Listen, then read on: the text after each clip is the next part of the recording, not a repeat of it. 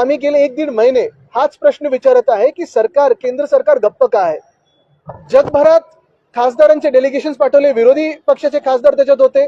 Operation सिंदूर कसं झालं, ह्याच्या मागे पाकिस्तान कसं आहे, ह्याच्या मागे चायना कसं आहे, आपण जगाला सांगत गेलो. पण कदाचित दुर्दैव हे आहे की आज जी खरी भाजपा होती ती सत्तेत नाहीये. भाजपाने आयडियोलॉजी आपली बदललेली आहे, विचारधारा बदललेली आहे, हे आज दिसायला लागलेलं आहे. हे दुर्दैव आहे देशाचं. आज जर खरी भाजपा असती सत्तेत तर आज बीसीसीआयला प्रश्न विचारला असता की तुम्ही हिंमतच कशी करता पाकड्यांबरोबर खेळण्याची.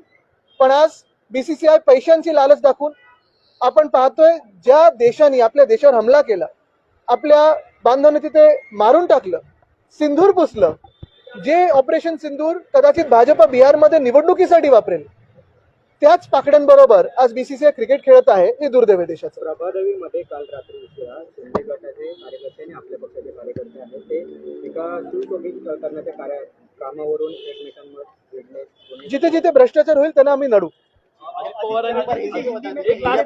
अजित पवारांनी ज्या महिला पोलीस अधिकाऱ्याला धमकी दिली होती त्या प्रकरणामध्ये मुख्यमंत्र्यांनी अहवाल मागितलेला आहे. मात्र त्या अहवालामध्ये असं समोर आलं की ते उत्खनन प्रकरण जे होतं तेच अवैध आहे. आता म्हणूनच मग लाडक्या बहिणींवर कारवाई होणार की न्याय मिळणार हे उत्तर पाहिजे.